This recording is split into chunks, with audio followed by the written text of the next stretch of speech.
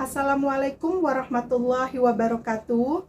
Kepada yang terhormat dosen penguji ujian kinerja PPG dalam jabatan tahun 2022, perkenalkan nama saya Sri Setiawati. Saya mengajar mata pelajaran konsentrasi keahlian akuntansi di SMKN 1 Palasah, Kabupaten Majalengka, sekaligus sebagai mahasiswa PPG dalam jabatan kategori 1 gelombang 2 tahun 2022 dengan program studi akuntansi dan keuangan di LPTK Universitas Negeri Surabaya. Pada kesempatan kali ini, saya akan melaksanakan kegiatan praktek pembelajaran untuk memenuhi ujian kinerja PPG dalam jabatan tahun 2022 di SMKN 1 Palasah. Untuk lebih jelasnya, berikut video praktek pembelajaran yang saya laksanakan.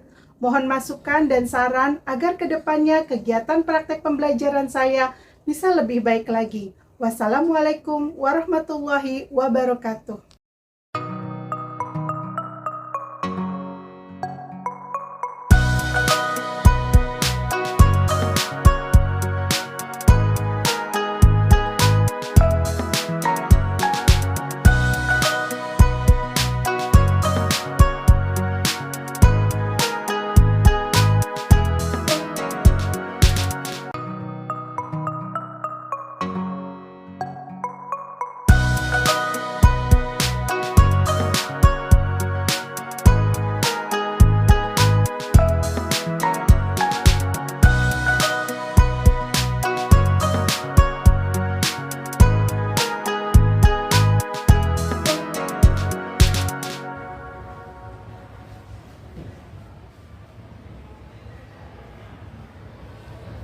Assalamualaikum warahmatullahi wabarakatuh.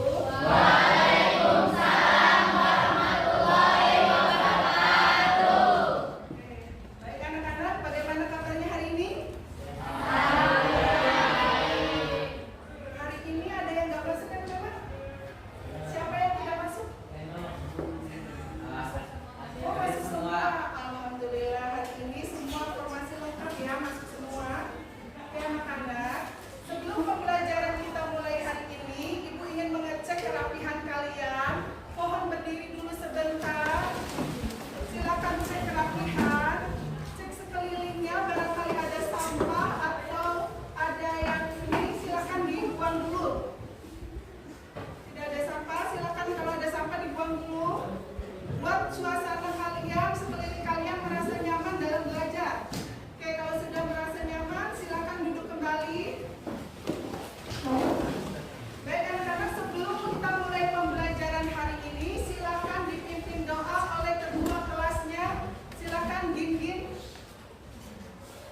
Sebelum belajar, marilah kita berdoa menurut agama dan kepercayaan masing-masing. Berdoa di dalam hati dimulai.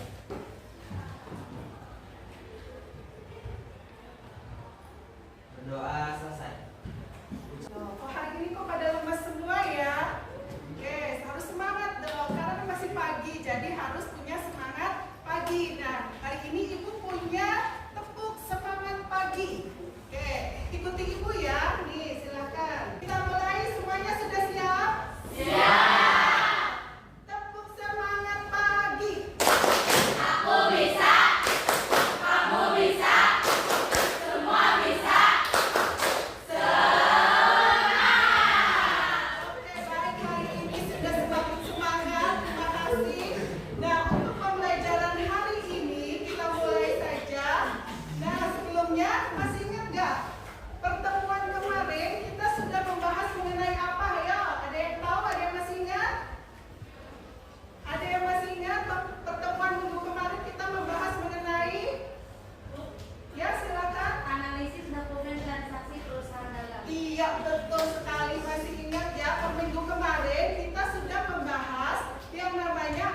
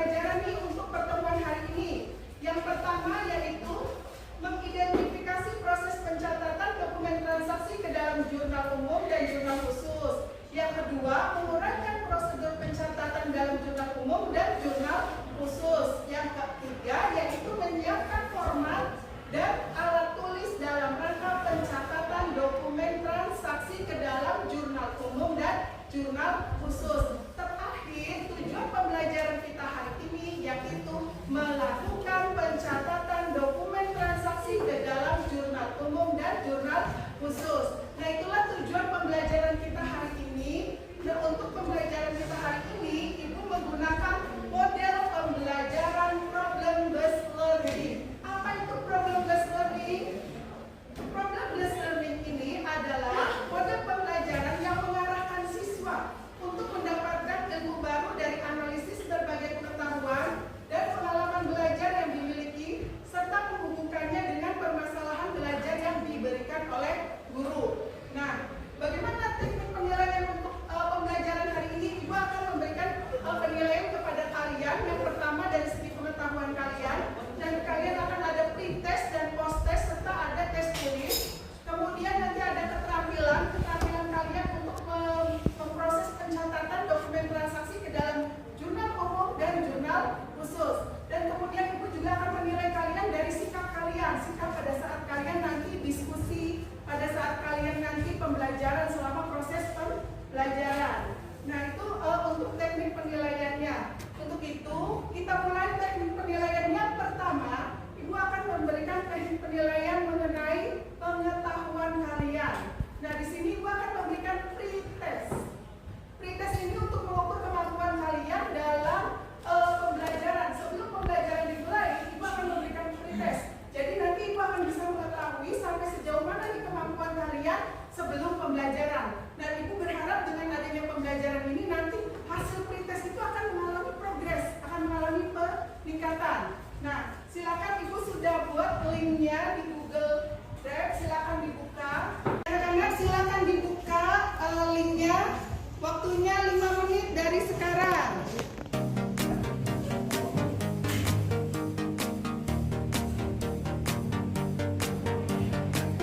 Waktunya 5 menit dari sekarang.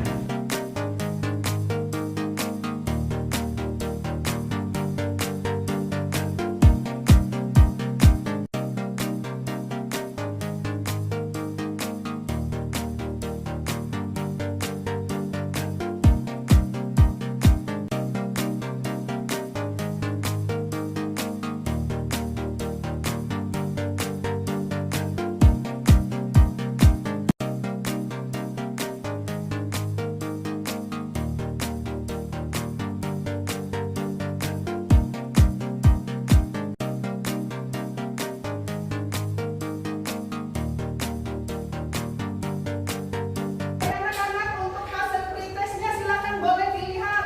Oke, Elis dapat berapa? 60. Yang lainnya ada dapat berapa? Ya, silakan nilainya berapa? 60. Firda dapat berapa? 50. Oke, nggak apa-apa ya anak-anak. Ini ada baru pretest. Pretest ini adalah untuk mengukur kemampuan awal sebelum mengikuti pembelajaran. Nah, sekarang kita masuk kepada pembelajaran hari ini. Sebelum kita mulai pembelajaran hari ini, ada satu pertanyaan nih untuk kalian. Coba, jika terdapat dokumen transaksi faktur pembelian, maka prosedur pencatatannya adalah, ada yang tahu? Ya, silakan. Ayo. Faktur pembelian berarti dicatat jurnal pembelian atau Full size. proses jurnal. Kemudian dicatat di kartu persediaan dan buku besar pembantu utang dagang. Oke, betul sekali. Yang namanya faktur pembelian yang pastinya dicatat di jurnal pembelian gitu. Nah, oke, sekarang kita masuk ke pembelajaran hari ini. Ibu sudah siapkan video pembelajarannya. Baik anak-anak, silakan kalian simak video pembelajaran hari ini mengenai pencatatan dokumen transaksi dalam perusahaan dagang. Silakan jika ada yang penting, siapkan alat tulisnya untuk dicatat ya. Oke, silakan simak baik-baik ya.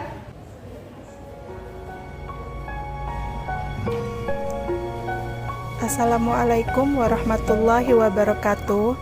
Ketemu lagi dengan saya Sri Setiawati Dalam video kali ini saya akan membahas mengenai proses entry jurnal dalam perusahaan dagang. Mari kita simak penjelasannya sebagai berikut. Sebelum masuk ke tahapan entry jurnal, kalian harus memahami terlebih dahulu teori mengenai pencatatan bukti transaksi ke dalam jurnal yang sudah saya share pada video sebelumnya. Pada tahapan proses entry jurnal dalam perusahaan dagang, terlebih dahulu kalian harus mengetahui company profile perusahaannya. Minimal kalian tahu nama perusahaannya. Setelah itu, kalian juga harus mengetahui daftar customer, supplier, dan stok barang dagangan pada perusahaan tersebut. Saya akan mulai dari bukti kas keluar yaitu BKK yang dibuat pada tanggal 4 Desember 2017. Bukti kas keluar ini ditujukan kepada rental OK untuk pembayaran sewa peralatan 1 tahun senilai 36 juta. Pengeluaran kas ini dicatat dalam jurnal pengeluaran kas atau Cash Payment Journal. Format jurnal pengeluaran kas ini terdapat kolom khusus untuk mencatat akun utang dagang atau account payable dan cash in bank. Bukti transaksi yang kedua masih berkaitan dengan BKK untuk pengeluaran pelunasan hutang kepada supplier. BKK ini dibuat pada tanggal 6 Desember 2017, ditujukan kepada PT Jaya Sentosa untuk pelunasan utang dagang bulan November senilai 47.750.500. Langsung saja kita input ya. Tulis tanggal dan nomor dokumennya terlebih dahulu.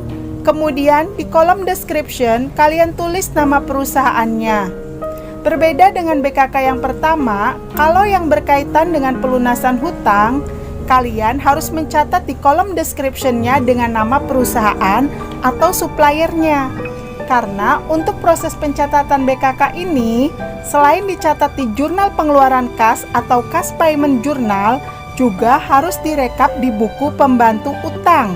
Jadi proses pencatatannya 2 kali ya.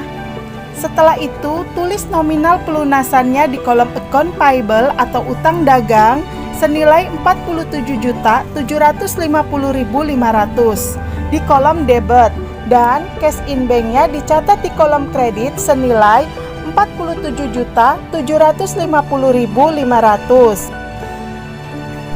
Setelah proses pertama selesai, selanjutnya rekap data pelunasan hutang tersebut ke buku pembantu hutang atau account payable subsidiary ledger yang telah disediakan. Dengan terlebih dahulu kalian isi data awal balance-nya yang diambil dari daftar saldo pemasok pada bulan November. Pada daftar supplier terdapat saldo utang dagang bulan November. Di sini terdapat 3 supplier, yaitu atas nama PT Jaya Sentosa, PT Jaya Karya, dan PT Jaya Abadi. Saldo hutang dagang perusahaan kepada supplier harus kita rekap di buku pembantu hutang atau account payable subsidiary ledger sebagai saldo awal untuk masing-masing supplier.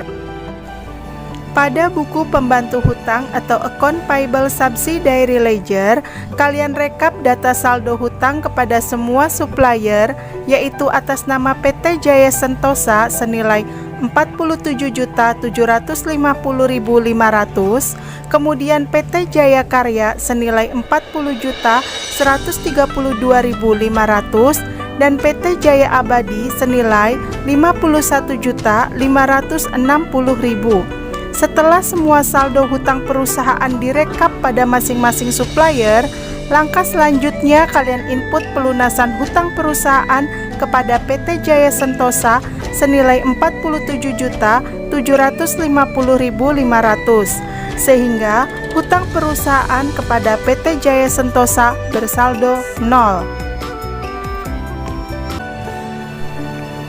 Bukti transaksi yang keempat yaitu faktur penjualan yang dibuat pada tanggal 5 Desember ditujukan kepada toko Mantap Jaya atas penjualan barang dagang senilai Rp75.375.000 dengan PPN 10% senilai Rp7.537.500.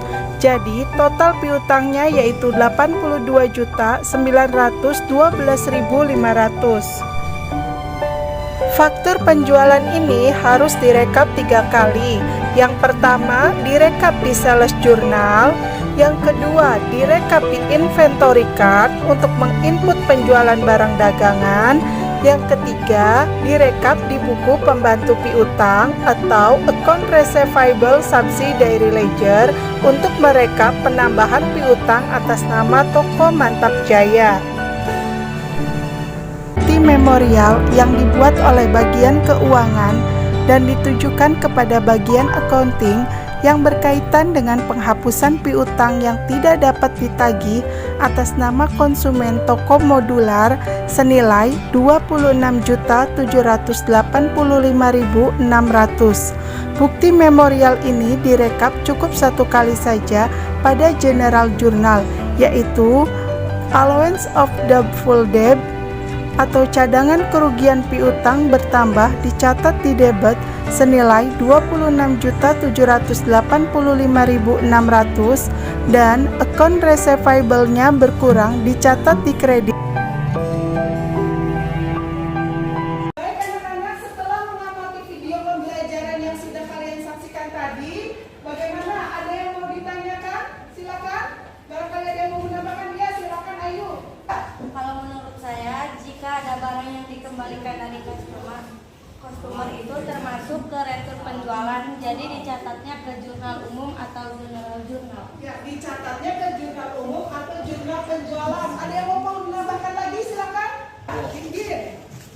Untuk penjelasan dari Ayu dan Firda, bahwa untuk retur penjualan ini selain dicatat di general journal, kemudian dicatat di inventory card, dan kembali lagi dicatat di general journal.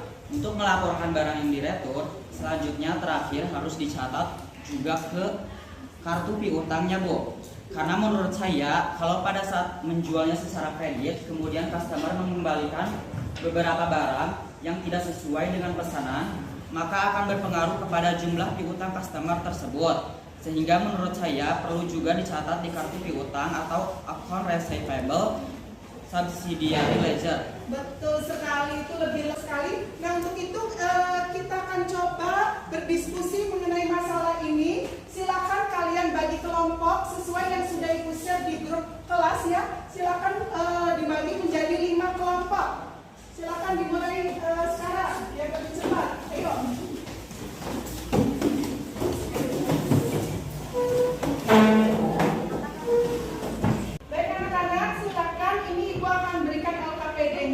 Kalian silakan diskusikan untuk permasalahan hari ini mengenai proses pencatatan dokumen transaksi ke dalam jurnal khusus dan jurnal umum. Ya, silakan. Ini untuk kelompok 1. Ada orang 1, Bu? Ya. 2.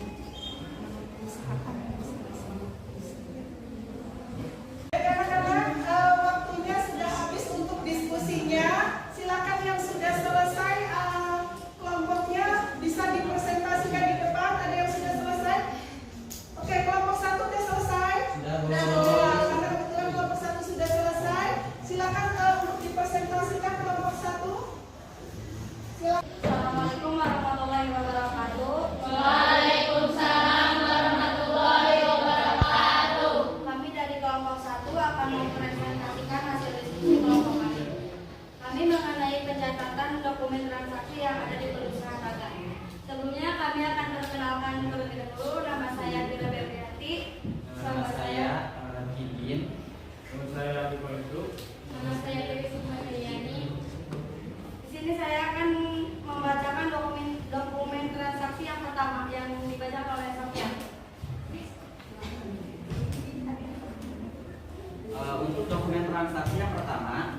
transaksi pengeluaran kas untuk pembayaran gaji karyawan terhutang, maka dicatat ke dalam jurnal pengeluaran kas atau cash receipt journal.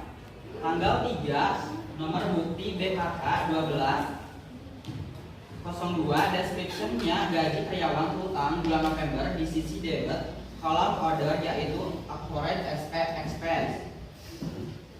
Akun nomor 2, strip 120, nominal yaitu 81.456.750, dan di sisi kredit dicatat di cash in bank senilai 81.456.750. Persediaan kolom proses dan ketiga dicatat kembali di perusahaan pembantu utang dagang untuk pembayaran nama PT Vakum Baru senilai 80 juta. Transaksi rekor penjualan barang dagang secara kredit atau nota kredit penjualan maka dicatat ke dalam jurnal umum atau federasi jurnal. Demikian presentasi dari kelompok 1. Silakan untuk kelompok yang lain yang mau menambahkan atau sanggahan atau koreksinya kami persilakan. Saya dari kelompok 3, menurut saya yang disampaikan kelompok 1 sudah benar, akan tetapi dari pemaparan kelompok 1 juga tadi tidak disebutkan untuk bukti kas masuk dari pelunasan piutang. Itu tidak ada pencatatan mengenai diskon yang 2% tersebut. Jadi menurut saya kurang lengkap.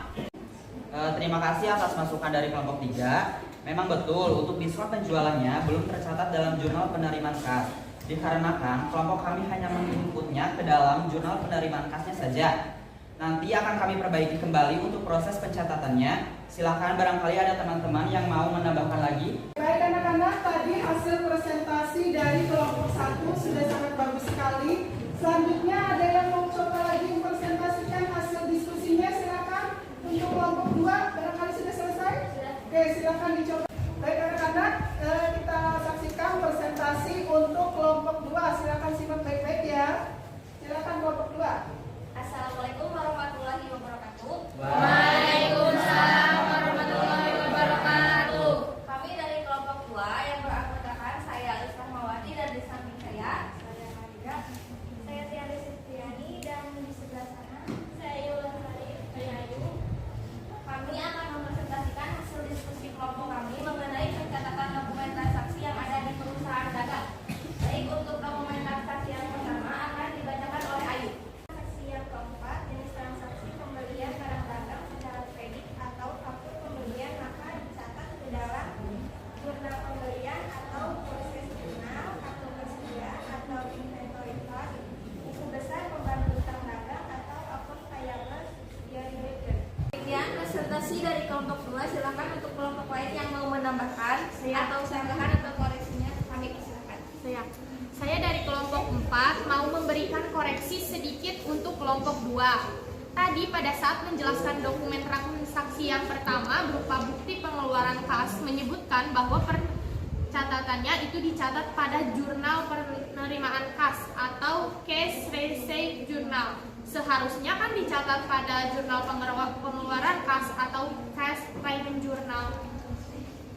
Terima kasih atas koreksi dari kelompok 4. Memang betul dari tadi kelompok kami ada yang salah menyebutkan nama jurnalnya yang seharusnya pengeluaran tetapi menyebutkan dengan penerimaan.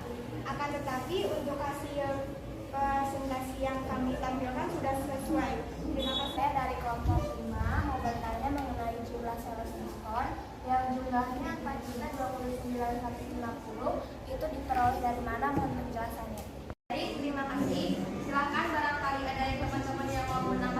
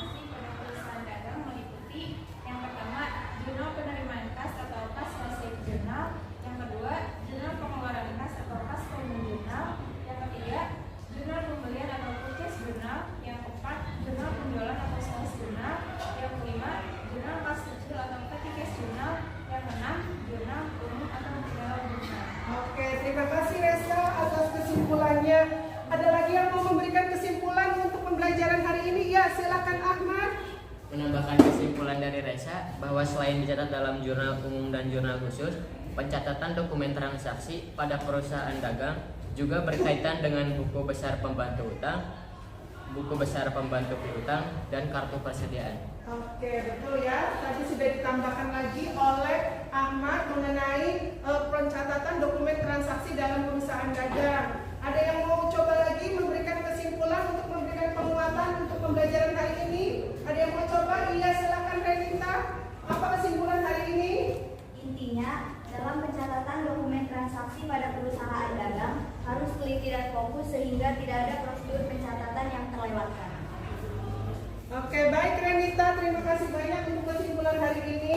Pada dasarnya semua sudah paham ya mengenai pencatatan dokumen transaksi dalam perusahaan dagang. Baik anak-anak, pembelajaran hari ini sudah selesai. Sebelum kita mengakhiri pembelajaran hari ini, Ibu ingin tahu nih, selama mengikuti pembelajaran dengan Ibu, bagaimana perasaan kalian? Coba lihat di sini, ada nomor 1, 2, 3, sampai 5. Perasaan kalian yang mencerminkan perasaan hari ini setelah mengikuti pembelajaran dengan Ibu yang mana? Terima kasih, alhamdulillah, berarti hari ini pembelajaran kita sangat menyenangkan ya. Dan untuk itu nanti minggu depan kita akan membahas mengenai tahapan yang selanjutnya, yaitu masuk kepada posting buku besar ya. Kita akan memasukkan dokumen-dokumen transaksi tersebut untuk diposting ke buku besar. Nah, sebelum kita mengakhiri pembelajaran hari ini, Ibu akan memberikan post test terlebih dahulu. Sebelumnya kan sebelum kita melakukan pembelajaran, kalian sudah melakukan pretest ya. Nah, Ibu ingin tahu nih setelah mengikuti pembelajaran, apakah ada peningkatan atau tidak? Si post testnya yang sudah Ibu share di grup WA, silakan dibuka post testnya. 5 menit ya waktunya untuk pengerjaan post testnya.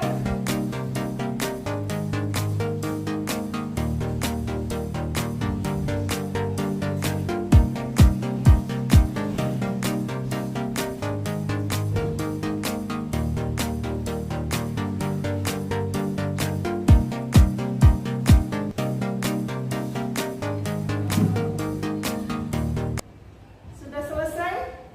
Sudah ya? Oke. Ibu ingin tahu nih bagaimana perkembangannya untuk Gin dapat nilai berapa skornya?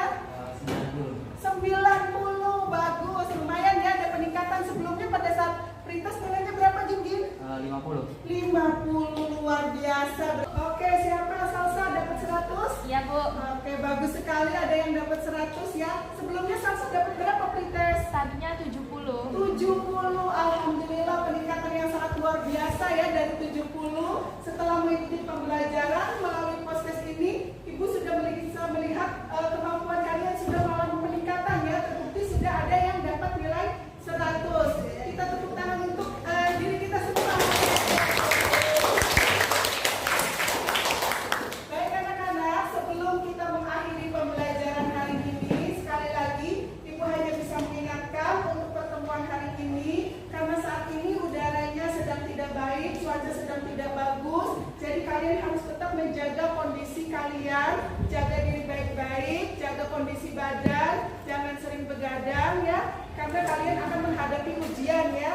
Untuk itu sebelum kita akhiri pembelajaran hari ini, kita tutup dengan doa bersama. Silakan dipimpin oleh ketua kelasnya Gin. Dipimpin doa. Sebelum pulang, alangkah baiknya kita berdoa terlebih